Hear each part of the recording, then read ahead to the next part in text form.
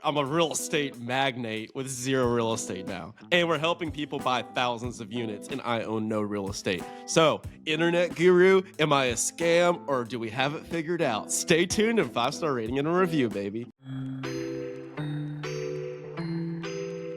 Hello and welcome back to Multifamily Strategy. Today with a friend, special guest. I've got to be on his podcast a few times. First time over here with me. Everyone welcome Brian to the channel. Brian, good to see you, man. Yo, what's up? Hey, Brian was just beating me up because I'm horrible at scheduling. I apologize. I appreciate you showing up nonetheless. Dude, this guy is doing so much right now. I just saw a bunch of videos of your event in Mexico.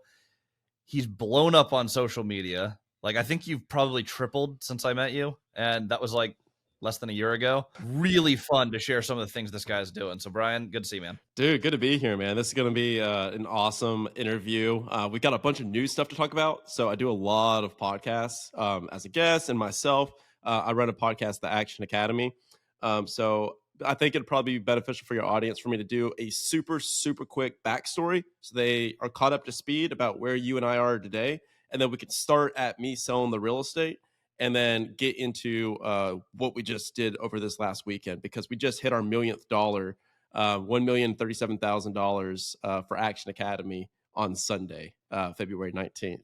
Yeah, 13 months and 18 days into the business. So we just went $0 to $1 million in revenue with nothing, from absolute scratch. That was before the following, before anything. We created all the following, everything from scratch, zero in 13 months, 18 days. And we just did it step by step. Dude, that's amazing. By the way, everyone listening, this is a story of an investor.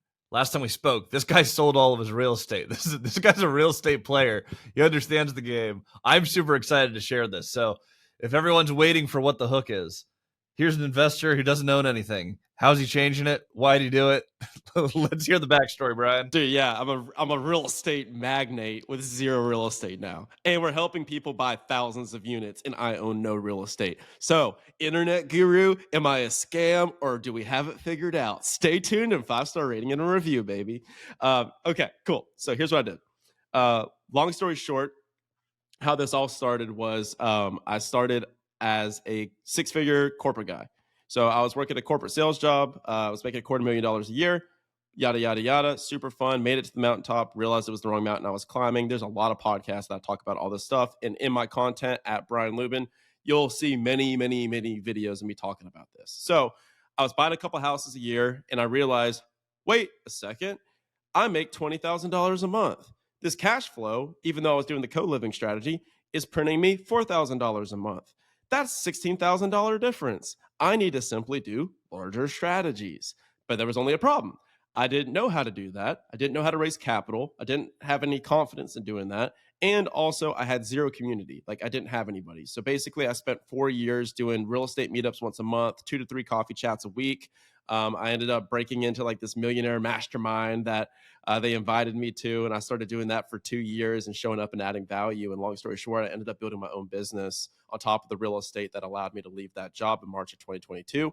Then I did the next logical best thing. I went and traveled full-time around the world for 8 months, continuing to build the business, documenting my journey, all that stuff step by step on my daily podcast. I've interviewed over 500 multimillionaire entrepreneurs across 37 countries and 7 time zones. And during that process, I built the newest company, which was Action Academy Community, which is our mastermind. That launched January 1st, 2023. That's the company that just hit the $1 million. And then long story short, now that's where we are today.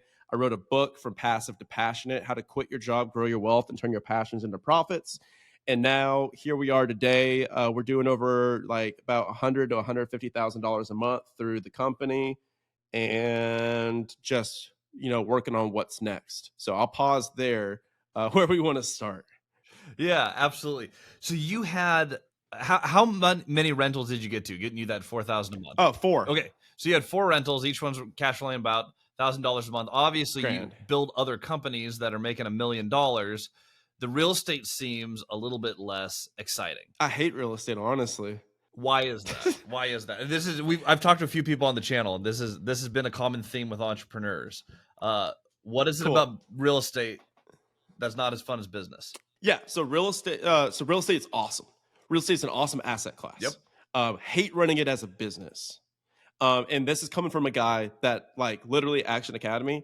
Our business model is like, and even my podcast, I interview real estate investors every single day. Mm. Like I've had to say no to so many opportunities. And like, even with you, where it's just like every single person on my podcast is doing multifamily self-storage, mobile home parks, triple net lease, industrial, commercial, retail, buying small businesses, car washes, laundromats, the whole 9 yards, right? Yeah.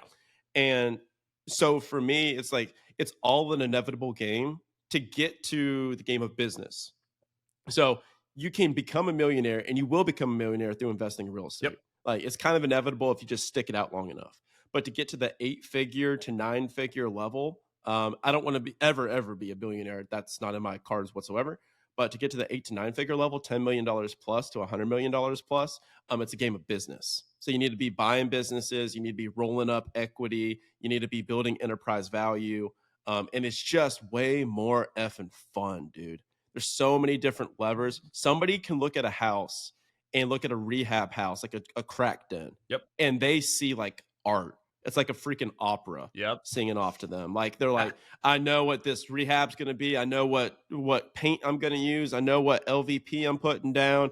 This is fun for me. Mm-hmm. For me, that is business.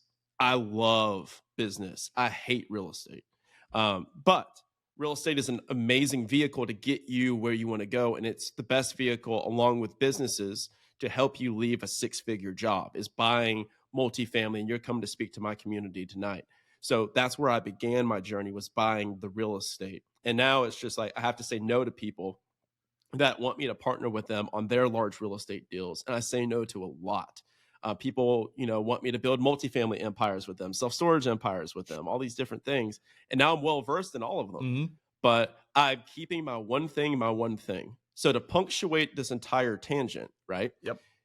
Your yes muscle takes you to 7 figures. Your no muscle takes you to 8 figures plus. Ooh, I like that. I like that a lot. And this is something that I think more people should know about real estate. Real estate, the reason that I love real estate is a fantastic base to get started off of. It is a great wealth builder. It is a fantastic wealth builder, and you want to own. Awful for cash flow. Even as a business owner, like you get to a point where you want the write-offs. There's so many advantages to being in real estate, even when you make it in business. It's not sexy. It's not that complicated. You will at some point get bored in real estate. If you're buying real estate, I love it. I have fun with it. It is so simple and repeatable. That's why we were able to scale to a couple hundred units in it took me 2.5 years to get over 200 units. Christian, can I say something on that real quick? Yeah. So the reason it's boring, and I made an emotional flow chart off of this, right? So there's so many people that are listening to this, and I'll post this on my podcast too, and they'll relate too, and we can maybe post videos on this. But there's so many people that are so stressed out and emotional and terrified, and we've been there, right? Like we've been there, brother. We've been there, sister. Like we get it, because it's scary, because you're like, how do I do this thing? Like I don't know how to do it. Here's the cool thing: you do not need to make a model here. You do not need to make a new model. We're not in the business of making models. We're in the business of taking models. All right.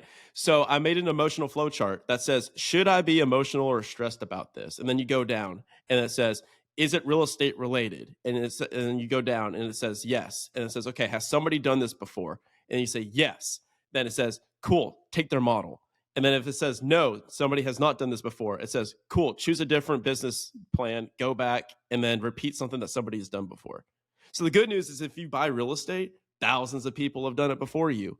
Like the way that you buy a multifamily property is the way that you buy a multifamily property is the way that you buy a multifamily property. Same with self-storage, commercial.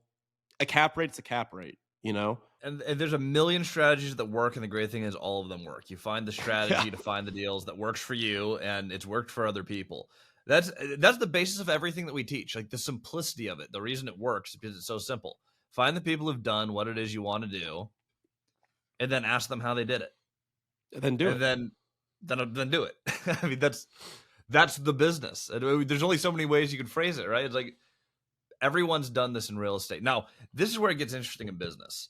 And it took me on my first company that really took off, like a multifamily strategy. I think it was about month 13 where that became $1 million business. So that's exciting that you just hit that 13th month $1 million.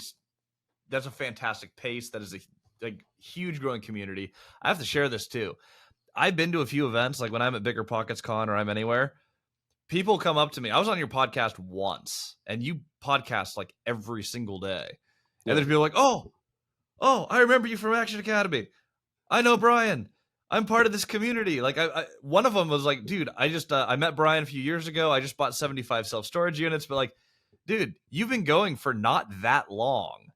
And I travel the country speaking about real estate, and people come up to me and are just like, yeah, this one guy bought 4 units, and then I listened to him, and I bought 75. I'm like, the fact that people are buying more real estate than you bought with the principles that you teach is just freaking awesome. Yeah, dude. And look, there's 2 different ways to go about that, right? So the first way that you can go about it, and I fell victim to it in the beginning, which was, well, how do I teach on that? I don't have 100 units. How do I help other people buy 100 units? Like, I don't want to be a scam. I don't want to be a guru. I was just like, dude, no. Like, what we're optimizing for is cash flow. Cash flow, baby. And if anyone knows cash flow, it's me. I don't know that many people that have $100,000 almost free net cash flow coming in. Like, that's gross, but we have probably like a 60 to 70% net margins. That's 60, 70K like net coming in that we built from scratch. So I know the game of cash flow. And so what we do in Action Academy, especially, is it's actually a benefit that I'm not the one that teaches everything, right? So it's like, it's actually, if it was me and even in your business model to a degree, it's like, if it's reliant on your knowledge, you're bottlenecking. Like, there's a limit there. But for me, I was just like, dude, I have like my backyard that I play in now is like got every single person that is the best person in that field. And I was like, and they all want to do this thing, and they want to have mentees, and these mentees want to have mentors. And I'm friends with both of them. Like, let's pair them together and let's create the system and the model and the sandbox for them to play in, and like make freaking magic happen. So, dude, we have an entire coaching staff where I'm like, all right, you want to learn self-storage? This guy just did an $18 million self-storage deal. He's who teaches self-storage. You want to do multifamily? This is the guy that does multifamily. Am I on a call tonight teaching about multifamily? No, you are, right?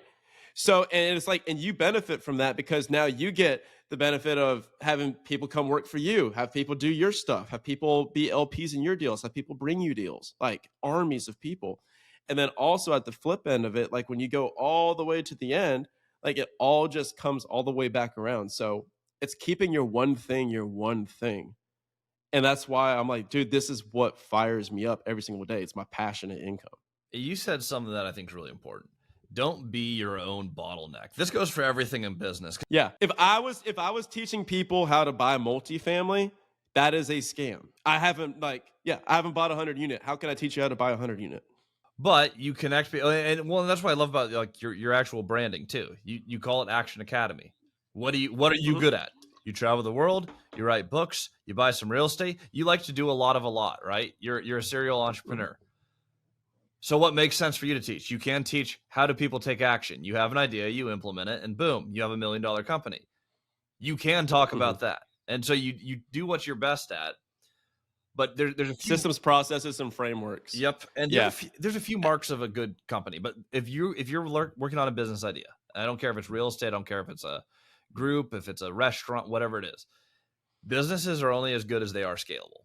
And if they're simple, they're repeatable. Bingo. If they're repeatable, they're scalable. And your entire analysis of your business is essentially how big can we grow the top of our funnel, and how do we eliminate bottlenecks? Like that's how you scale any business. It's a super simple game. Yeah. You hit it on the head. We have 2 funnels. Most people, though, are their own bottleneck. They either try to be something they're not, which I think you're super realistic about. You're like, these are the things that I'm not an expert in. I'm just going to line people with experts. For those who don't know Brian, by the way, he's astronomically more social than me. If I was trying to connect a bunch of people and that was my market, dude, that would be me being a scam. That'd be me being like, hey, Mhm. yeah, I know everyone. I'm super sorry. Like, I like hanging out with my wife at my house. Like that's what I like doing. I like Yeah. teaching multifamily because we built a business around multifamily and we bought a bunch of it. But you figure out what you are best in the world at, and then you scale that. Now, usually I ask this as the last question, but I'm going to ask you this early because it ties right in. What is it that Brian Luebben is the best in the world at? And it also could be your team.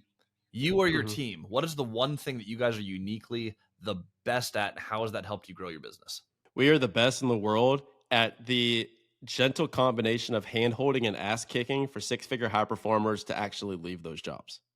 Dude, Like, that is what we're best at.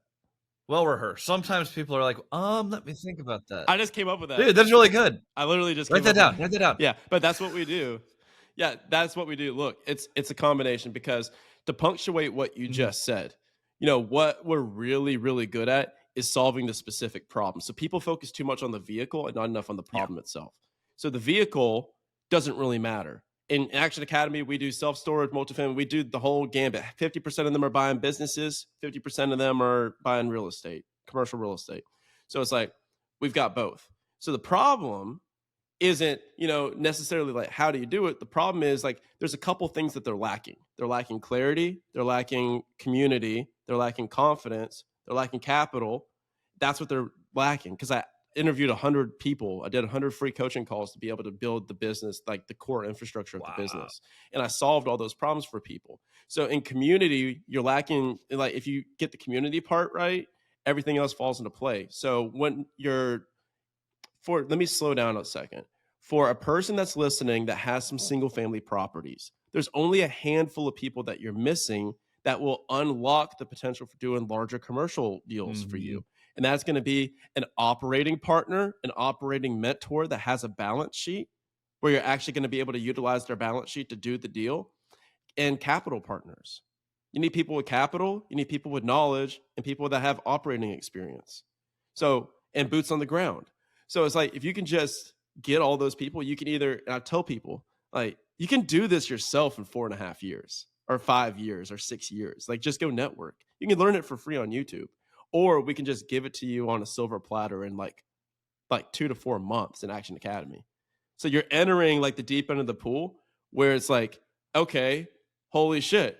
Like I've always been interested in self storage. Now it's like I've got every single person that's like a huge operator in self Mhm. storage. Like half the group owns self storage. Like I've got capital partners for self storage. I've got operating partners for self storage. And now I've got a step by step playbook and roadmap. Like, dude, I could tell you the core key actions for everybody to take. And I will like build up a massive real estate portfolio again, which we can get into in Yep. a second because I sold all my real estate.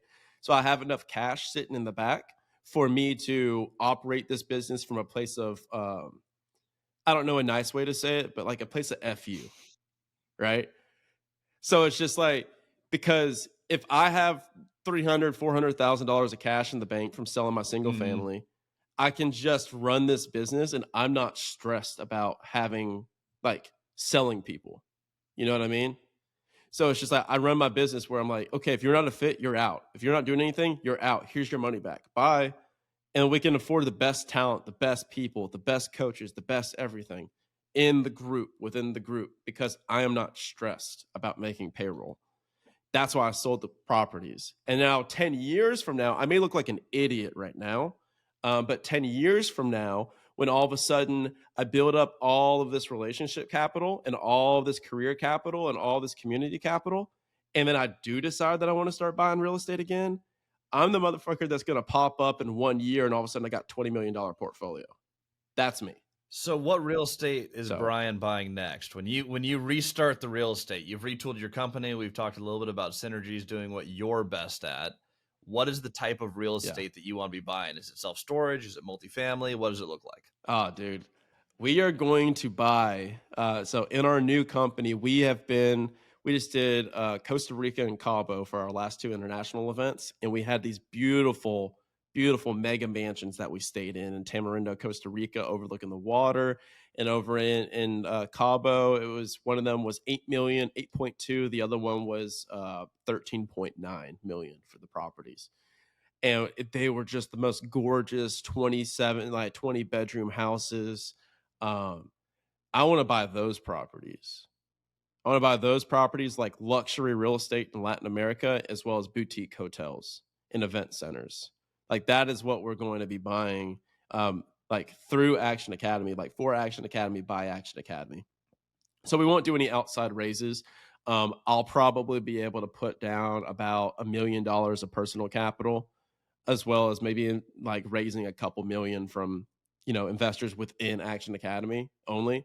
And then we will go buy like the properties. So we'll have Action Academy Mexico, Action Academy Tulum, Action Academy Brazil, and we'll have our different like event centers all around there, so that whenever we throw events, like we're staying at our house that we own with our own in-person staff. Like, so that's what we're doing. And then now it's just a combination of just finding the correct partners to do that type of transaction with, which, if there's one thing I'm really good at finding, it's people. Well, this episode is about you, but I am going to share one story because this is something my team learned doing hospitality. So we have the Robin Hood Village Resort. Event space, event center, 20 cabins on the water, foothills of the mountains, $4.5 million seller financed operation. Cody and I own it together. We do a ton of speaking events. I was like, all of the synergies are supposed to be there. For our team, though, I'm not like an event hosting company. We run 4 events a year out of it. The rest of the time, I'm a multifamily operator. And if I was to go down to what am I the best in the world at? Value add, entry level, multifamily, providing a nicer space than every neighboring property at a slightly lower price per month than every neighboring property, and doing it profitably again and again and again. And I do that with replaceable parts and with standardized models of like the floors are always these floors. The paint is always this paint. The countertops are always these ones. I can buy in bulk. I can actually really help homelessness in accounting like actually help people and make money doing it. That is what we're the best at. For us, getting into hospitality was stupid.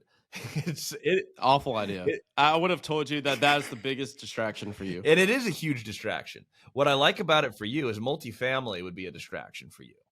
It would be, I would hate it. It would be something where it's like, oh yeah, I'm renovating properties. I'm out here. I could be just speaking and connecting people. You already travel. Like for those who, if you're one of the like 3 people left on the planet who haven't already followed Brian on Instagram, at Brian Luebben, like you can watch him travel all over the world. You can see the videos and pictures from you guys on the boat out in that was Cabo. Right? Yeah. Mm-hmm. Out in Cabo, you guys are having a blast. Events make sense. Like anyone could look at that from the outside and say, this is a business that this guy should be in. There's synergies. It's going to be fun. You're going to stay mentally engaged. I think it makes a lot of sense. And this is coming from a guy who absolutely hates running hospitality. Yeah, I love every single bit of it, dude. Like the funnest part of my business is whenever we go down and we're hosting these events. And it's like the coolest thing is I'm not running any of it. I'm managing the team that's creating it. So there's a book called Unreasonable Hospitality by Will Guidara, and I freaking love it. I love creating these experiences for people. It lights me up.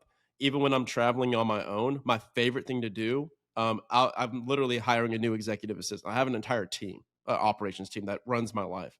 But the thing I love doing, even when I was traveling before, is I love going through pages and pages and pages of Airbnbs and hotels to find the best suite, the best hotel, the best view, the best service.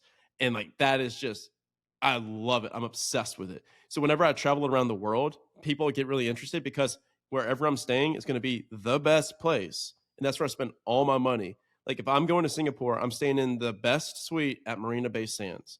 I'm going to the best penthouse in Colombia just because that is what dollar for dollar brings me the most joy in life.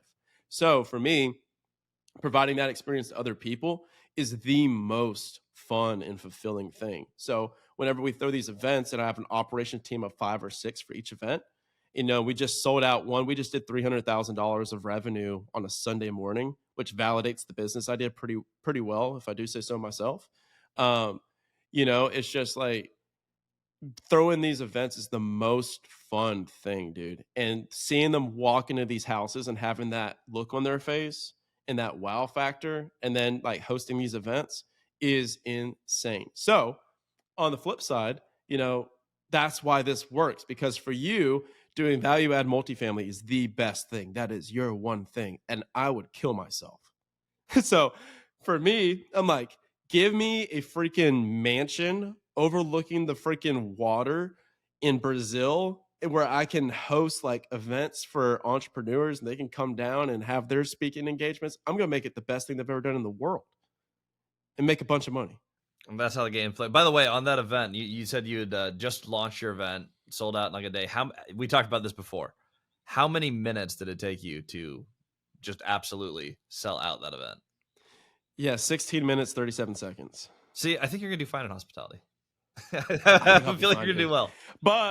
But we validated it, right? Yeah. So, you know, and this is just like, if this podcast is one thing, it's the radical honesty podcast, right? Because, you know, I'm not really painting myself that great, huh? But no, dude, the first couple of events we lost money intentionally. Same thing with our business. So it's like you start and you just make it like super affordable. You say, come on, try this out, tell me how to fix it. Then you fix it, you make it better, and then you charge more, and then you make it better, and then you charge more, and then you make it better, and then you charge more. Then you start hitting like cruising altitude. So we did that with the first business. We did that with this business. So first event, it's $2,000 all inclusive, Costa Rica. We lost our ass, but we knew it was gonna. It's okay. Like we knew that. We just wanted to get like, can we do this? Is this there's their demand? And this is private events only within our community. Second event was Cabo. We doubled the price. I threw $100,000 on the credit card. I was like, all right, I'm booking all this out before we even market the thing. Then we put it up and we increased the price 50%. We're like, are people going to do this? You know? And people did it.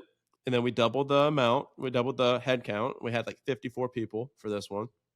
And then best experience that they've had in their entire life. So much so that 50% of them already paid in full for the next event. And so we upped the price again. So now it's $4,000. And now $4,000 ahead, we just sold out 87 spots. And we're predicting to get up between like 100 to 120, 130 spots for that. Wow. And it's going to end up being another heck of an event because you have more experience, you have more teams, you just get. And now we have margin. Yeah. I remember, funny enough, it was Grant Cardone was mentioning it, but like his first 10X Growth Con was a total flop and he lost a heck of a lot of money. And I think his second one is where like on number 2, it just was way bigger. And now it's this like, I think he spent $11 million on the last one, where it's like you just watch these events scale. And some of those, I mean, just if you're good at hosting and you're good at doing the event thing, you can bring these things to ridiculous levels. So, dude, super excited about that. Okay, we have 2 things left. I want to talk about your book, and we're going to talk about that last because I'm very excited about that. There's a question we ask every time, though, and this ties into that expense. When you are learning how to host events, run your own business, buy your own real estate, we pay something that's called the stupid tax. We talk about this every time on the channel, but it is the highest learning fee that you have paid being an entrepreneur. For Cody and I, it was raising capital incorrectly at double the cost we needed to on our first deal. We still made $1 million. We would have made an extra 300,000 had we just tweaked one little clause. For you, what was the highest stupid tax you paid, and what did you learn from it? I'll give 2 super relatable ones.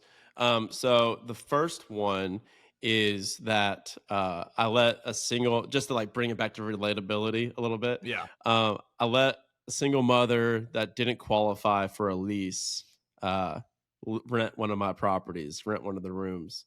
And so that was a 4-month, like $30,000, $40,000 eviction process plus $12,000 in damages. And yeah.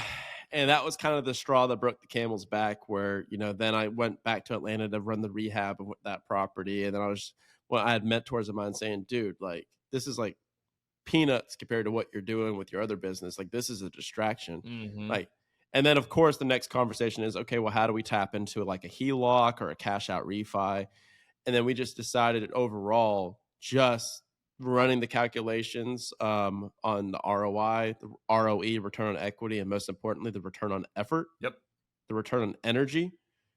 We're like, let's just offload these things and just get a payday. So we use a bunch of tax deferred vehicles to get that too. But so we did that. And so that was my biggest stupid tax for that one. And she was a nightmare the entire time she was in that property. In business, I didn't understand how to run cash flow for the first 6 months of my company. So in the first quarter, we made like $28,000 our first month, I think, for Action Academy, and the second month was like, like 25,000. So I mean, it starts small when you bootstrap it. Mm-hmm. But the first thing I did was I was like, I'm going to hire a Facebook ads guy. I'm going to hire an agency immediately. Ended up paying them $20,000 because I was like, okay, I've got $20,000 in my bank account. I can spend $20,000 on Facebook ads, which will of course make me $100,000, right? No, that $20,000 did not lead to anything for me, And so that was like, both of them were just like smaller mistakes, but I made many bigger mistakes along the way. But those are just two like small, like, ouch, kind of mistakes where you're like, okay, cool, I'll learn something here. And I tell people this, I'm a very, very confident person just because I take so much action and I'm like in the weeds so much that it's like I've got trench level knowledge in a lot of different asset classes now. But it's very easy to remain humble. Like confidence can become cockiness. It's very easy to remain humble when you're in the correct rooms. So you just said, you've made $1 million mistake. The rooms I'm in, like there's a guy that had this quote and I love it. And I tell it to everybody. He goes, I've made mistakes that are larger than your net worth. And I'm just like, ooh. He's like, I've made singular mistakes that are larger than most people's net worth. Like I was talking to the CEO of Keller Williams. He's like, I made a $10 million hiring mistake. Ooh. And he was like, $10 million is what that cost us. And so I was just like, yeah, dude. Like there's levels to this. Like there are people, my buddy, he had his executive assistant embezzling money. Mm-hmm. So he thought he was cash flowing $50,000 a month on his multifamily portfolio. He was losing $50,000 a month. She was cooking the books. Oh, that's terrible. So that cost, and then all the banks ended up pulling his lines of credit. So that executive assistant that was embezzling money from him ended up costing him about $7 million. Yeah.